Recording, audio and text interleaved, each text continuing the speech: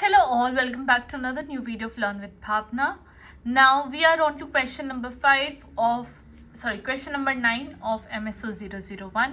हाँ जी, तो ये है हमारा क्वेश्चन 9. इसके बाद वी हैव 3 मोर क्वेश्चन और उसके बाद हमारा MSO 001 फॉर दिसंबर 2024 के हर एक कॉन्सेप्ट, हर एक इम्पॉर्टेंट क्वेश्चन मेरी साइड से हो जाएगा कवर.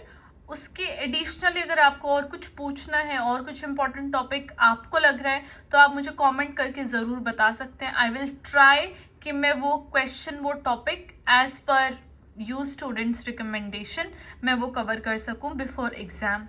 ओके, सो अब हम स्टार्ट कर रहे हैं अपना question number 9 which is Isaiah's Berlin's perspective on liberty and freedom. Right, तो इज़िया बर्लिन क्या थे? एक वो पॉलिटिकल फिलोसोफर थे. उन्होंने सिग्निफिकेंट कॉन्ट्रीब्यूशन किया था in the understanding of liberty and freedom. तो ये 2 डिफरेंट कॉन्सेप्ट्स है. राइट, तो ये इन्होंने अपना एक ऐसे लिखा था 2 कॉन्सेप्ट्स ऑफ लिबर्टी. तो 2 डिफरेंट चीज़ें ये, उसके बारे में हम सीखेंगे. तो बर्लिन ने इन दोनों के बीच में between 2 types of liberty, that is negative and positive. Right, अब नेगेटिव लिबर्टी और पॉजिटिव लिबर्टी का क्या डिफरेंस है वो भी हम आगे इस क्वेश्चन में जानेंगे.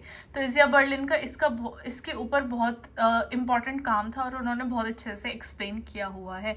और आप जब इन दोनों टॉपिक्स को पढ़ेंगे तो आपको भी इनके डिफ्रेंसिएशन में जो भी एग्जाम्पल्स हैं वो आप कमेंट डाउन करके बता सकते हैं मुझे नीचे. आपको किस चीज़ की नेगेटिव लिबर्टी लेनी, किस चीज़ से या कहाँ से आपको पॉजिटिव लिबर्टी आपको हासिल करनी है वो भी आप मुझे कमेंट करके बताना. ओके, सो ये 2 इम्पॉर्टेंट सोशियोलॉजिकल इम्प्लीकेशन है. इसके थ्रू हम पावर, सोशल स्ट्रक्चर और इंडिविजुअल ऑटोनॉमी को भी समझेंगे. Now what is negative liberty? तो that is freedom from interference. Okay, so negative liberty की जब हम बात करते हैं यहाँ पे ये बताते कि it refers to the absence of external constraints और interference from others, particularly from the state और सोशल इंस्टीट्यूशन. मतलब कि एक ऐसी लिबर्टी अपने अंदर लेके आना जहाँ पे जो एक्सटर्नल फैक्टर है, चाहे तो वो स्टेट हो सकती है, कोई भी मतलब कि अथॉरिटी या कोई भी सोशल इंस्टीट्यूशंस. सोशल इंस्टीट्यूशन में स्कूल, फैमिली, ये किनशिप, ये सब आ जाते हैं. उनका कोई भी धारणाएं हैं, कोई भी विचार है, उनसे आज़ादी पाना, that is negative liberty. Okay, it is freedom to act without being concerned by others. यहाँ पे कंसर्न्ड आएगा, concerned by others, which emphasizing individual autonomy and non-interference. right, यहाँ पे जो भी इंसान अपना एक्शन करता है, कोई भी डिसीजन लेता है, तो उसको इस चीज़ से फ़र्क नहीं पड़ता है कि दूसरा क्या सोच रहा है. राइट, वो पर्टिकुलरली मेयरली अपने आप को हमेशा ऊपर रखते हैं. कई बार क्या होता है, सेल्फिश लोगों को नेगेटिव लाइट में देखा जाता है, but in today's world everybody is being selfish. So selfish को एक पॉजिटिव टर्म में कैसे देख सकते हैं? Highest form of self love. Right, तो वो यहाँ पे नेगेटिव लिबर्टी में आ जाता है. ना इसका जब हम सोशियोलॉजिकल पर्सपेक्टिव देखते हैं तो हम देखते हैं कि नेगेटिव लिबर्टी अलाइन करते हैं with classical liberalism. Right, liberalism क्या होता है? किसी के भी आइडिया, किसी की भी थॉट से, किसी की भी सोच से वो मेरे बारे में क्या सोचेगा, क्या उसकी धारणा रहेगी, वहाँ से लिबरल हो जाना, फ्री हो जाना. यहाँ पे इंडिविजुअल अपने राइट को, अपनी प्राइवेट प्रॉपर्टी को हमेशा सिक्योर करके रखना चाहता है. यहाँ पे गवर्नमेंट का इंटरवेंशन या किसी भी XYZ पर्सन का इंटरवेंशन बहुत ज़्यादा लिमिटेड हो जाता है. तो सोशियोलॉजिकल स्टैंड पॉइंट से ये क्लोजली टाइड है टू कैपिटलिस्ट सोसाइटी, जो कि वैल्यू करते हैं इंडिविजुअलिज्म को और पर्सनल ऑटोनॉमी को, पर्सनल ग्रोथ को. अब जब हम इसका सोसाइटी में इम्प्लीकेशन देखते हैं नेगेटिव लिबर्टी की, तो यहाँ पे रोल ऑफ स्टेट देखा जाता है, जहाँ पे एक सोसाइटी एम्फेसाइज करती है नेगेटिव लिबर्टी को, जो कि मिनिमाइज कर देता है रोल ऑफ स्टेट. राइट, क्योंकि सब अपने डिसीजंस खुद ले रहे, तो वहाँ पे स्टेट का रोल बहुत कम हो जाता है. और यहाँ पे जो पर्सनल बिहेवियर है वो खुद अपने हिसाब से, अपने अकॉर्डिंग चीज़ें करते हैं, जहाँ पे इंडिविजुअल अपने ओन इंटरेस्ट को परस्यू करता है. एग्जाम्पल, इकोनॉमिक लिबरलिज्म एडवोकेट करता है free markets and minimal government intervention. Right, हर किसी को हक होना चाहिए एक फ्री मार्केट या अपने प्रोड्यूस को लगाने का, रैदर देन गवर्नमेंट उनको एनफोर्स करे कि आप इस तरीके से. तो बेसिकली ये है टैक्सेशन फ्री इकोनॉमी. ओके, इसका 2 वर्ड्स में अगर मैं बोलूँ तो टैक्सेशन फ्री इकोनॉमी. ना सेकंड इसमें आ जाता है second exam implication in society में, पावर एंड इक्वालिटी। तो जब नेगेटिव लिबर्टी की बात करते हैं, जो कि फोकस करता है कि भाई इंटरफेरेंस नहीं होनी चाहिए, तो इससे क्या है, स्ट्रक्चरल इनइक्वालिटीज आ सकती है, जहाँ पे जो एक्चुअल फ्रीडम है मार्जिनलाइज्ड ग्रुप का, वो काफ़ी हद तक कंट्रोल हो जाता है।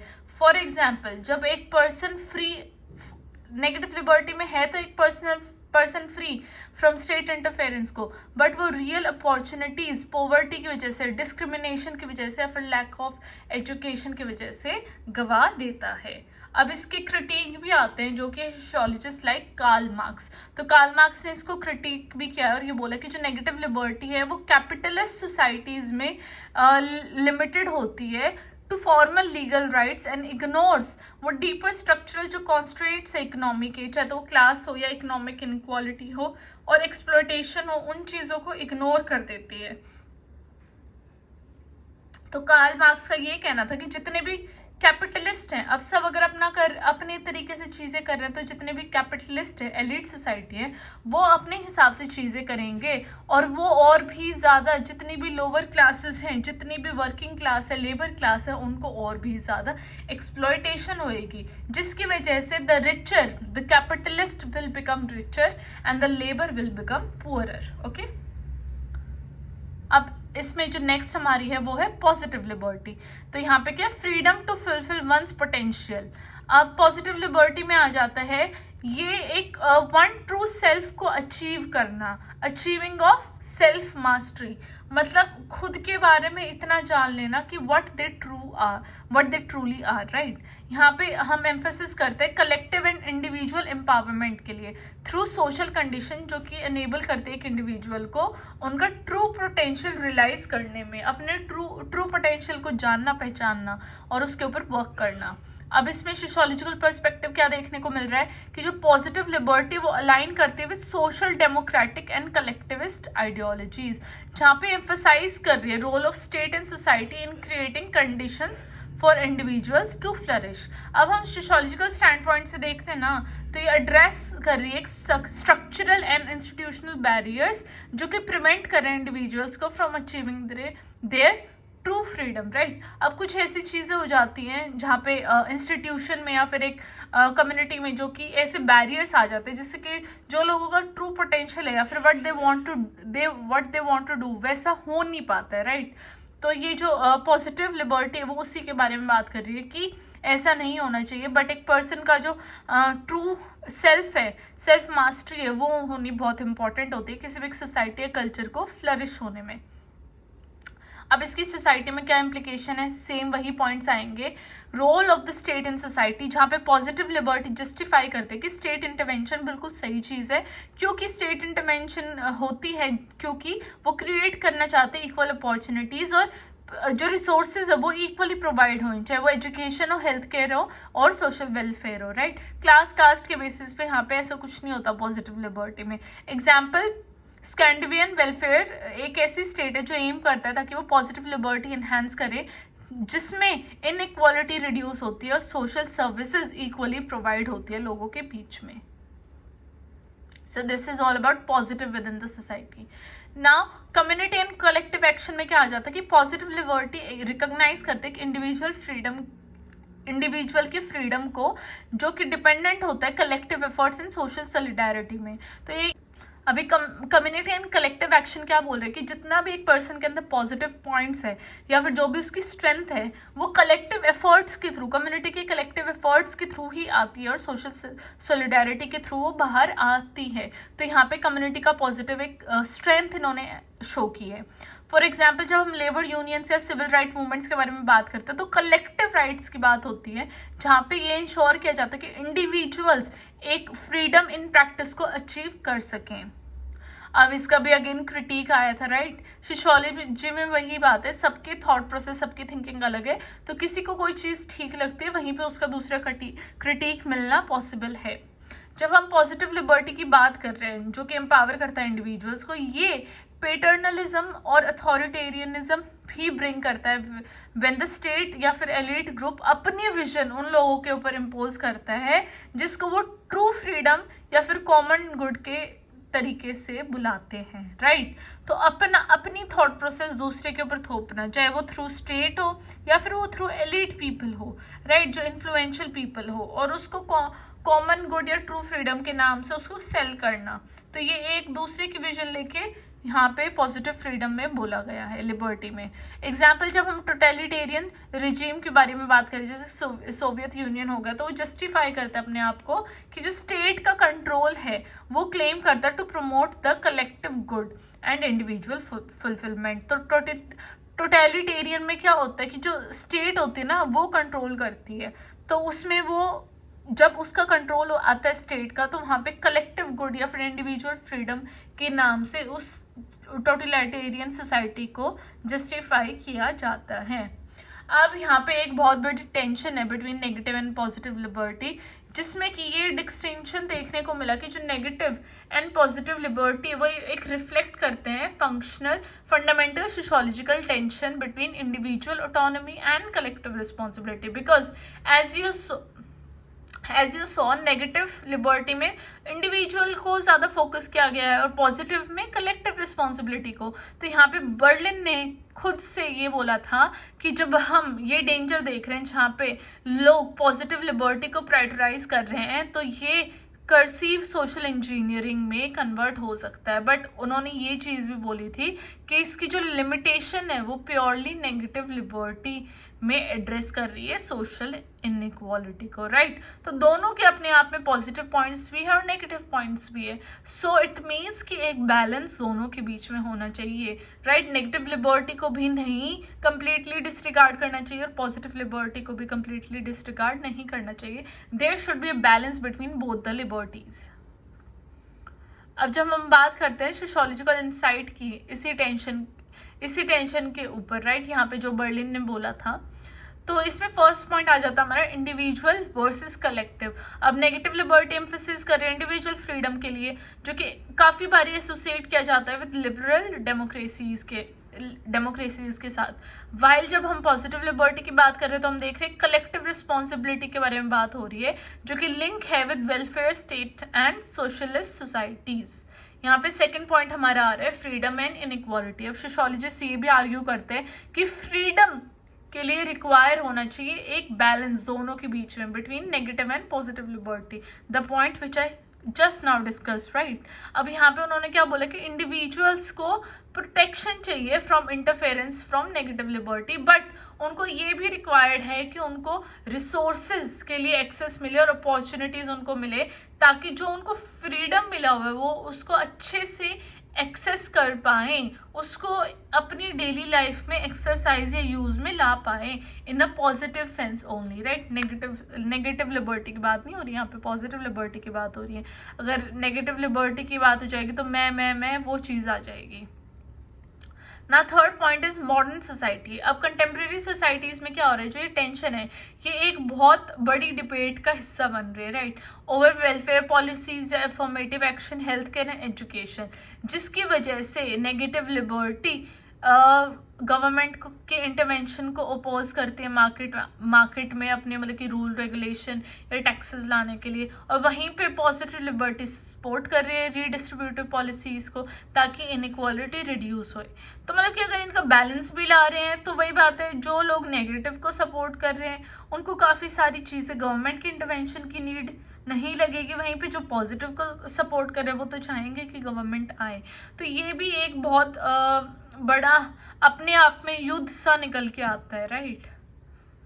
नाउ जब हम बर्लिन की थ्योरी को सोशियोलॉजिकल कॉन्टेक्स्ट में अप्लाई करते हैं तो हम देखते हैं कि जो कैपिटलिस्ट सोसाइटीज़ हैं वहाँ, जैसे कि यूनाइटेड स्टेट्स हो गया, वहाँ पे नेगेटिव लिबर्टी काफ़ी हद तक प्रायोरिटाइज की जाती है, राइट। और इससे क्या है, फ्री मार्केट्स का concept, individual right and minimal state interference देखने को मिलता है। हावेवर ये सारे सिग्निफिकेंट इनइक्वालिटीज का जन्म देता है, राइट, जहाँ पे पॉजिटिव लिबर्टी लिमिट हो जाती है और उसके ग्रुप्स पे बहुत ज़्यादा डिसएडवांटेज देखने को मिलता है। और सेकेंड पॉइंट आ जाता है हमारे सोशल डेमोक्रेटिक सोसाइटी। अब जैसे डेमोक्रेटिक सोसाइटी हो गई स्वीडन या नॉर्वे, वहाँ पे पॉजिटिव लिबर्टी देखने को मिलती है, जहाँ पे सोशल वेलफेयर प्रोग्राम्स चलाए जाते हैं जो कि एम करते हैं हर एक इंडिविजुअल की पोटेंशियल उनको अचीव कराना, जिससे कि उनकी कंडीशंस, लिविंग लाइफ बेटर होए।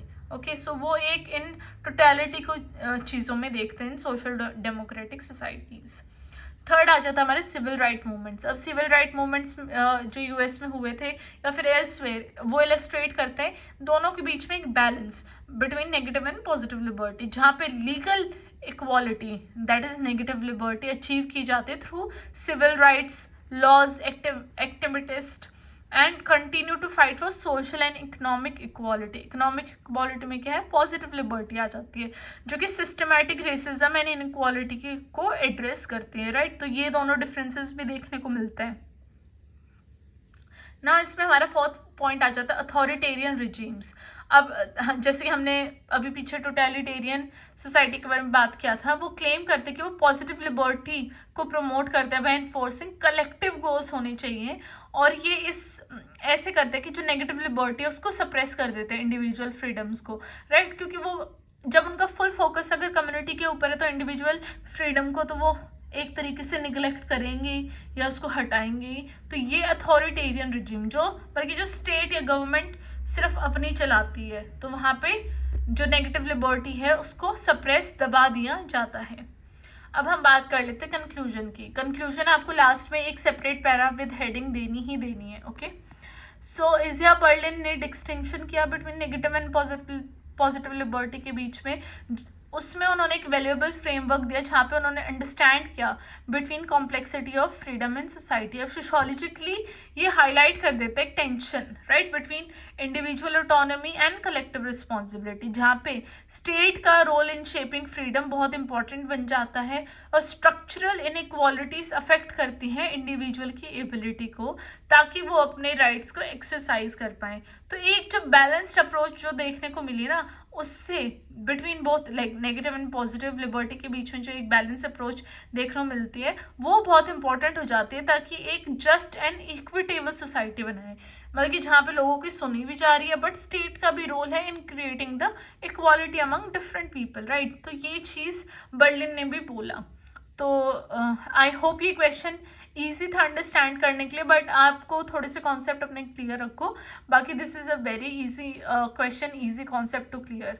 ओके, इनकी सब हेडिंग आप याद रखना। And this was our question number 9। Question 10, 11, 12 I will share very very soon. तब तक आप अपनी तैयारी ज़ोरों शोरों से करते रहिए। Please do like, share and subscribe my channel. Comment करिए आपको अगर और भी कोई टॉपिक पढ़ना है, अपार्ट फ्रॉम इम्पॉर्टेंट क्वेश्चन जो मैंने मेंशन किए थे, उनकी वीडियोस तो आएगी ही आएगी।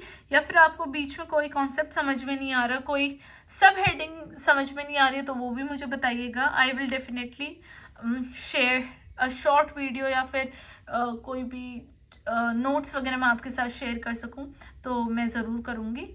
Till then, bye bye, study well, and I will see you with next video.